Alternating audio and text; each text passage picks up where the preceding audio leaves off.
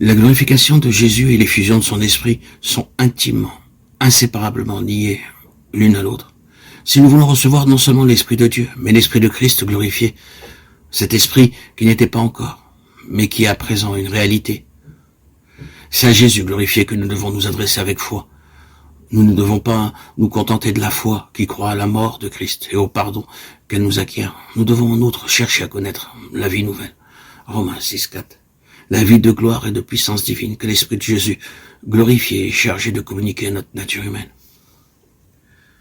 C'est là le mystère qui avait été caché dans tous les siècles et tous les temps, mais qu'il a maintenant manifesté à ses saints, par le Saint-Esprit, Christ en nous, Colossiens 1,27. Christ veut réellement nous faire vivre de sa vie divine, nous qui sommes encore dans la chair. Nous avons le plus grand intérêt à savoir et à comprendre ce que signifie pour nous cette glorification de Jésus, à savoir que notre nature humaine partage la vie et la gloire de Dieu, à comprendre que l'Esprit n'était pas encore avant que Jésus fût glorifié. Et cela non seulement parce qu'un jour nous le verrons dans sa gloire et que nous la partagerons, mais parce qu'à présent même et jour après jour nous devons en vivre. Le Saint-Esprit peut nous donner tout ce que nous voulons recevoir, tout ce que nous voulons posséder de la vie de notre Seigneur glorifié.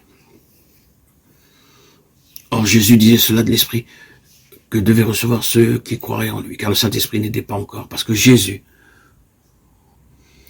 n'était pas encore glorifié.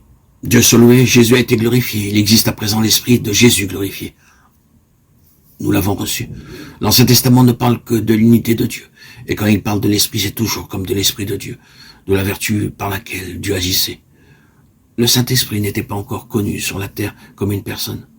C'est le Nouveau Testament qui nous a fait connaître la Trinité. Le jour de la Pentecôte, le Saint-Esprit descendit comme une personne pour demeurer en nous.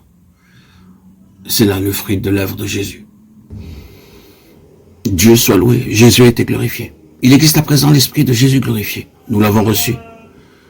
L'Ancien Testament ne parle que de l'unité de Dieu. Et quand il parle de l'Esprit, c'est toujours comme de l'Esprit de Dieu, de la vertu par laquelle Dieu agissait. Le Saint-Esprit n'était pas encore connu sur la terre comme une personne. C'est le Nouveau Testament qui nous fait connaître la Trinité. Le jour de la Pentecôte, le Saint-Esprit descendit comme une personne pour demeurer en nous. C'est là le fruit de l'œuvre de Jésus.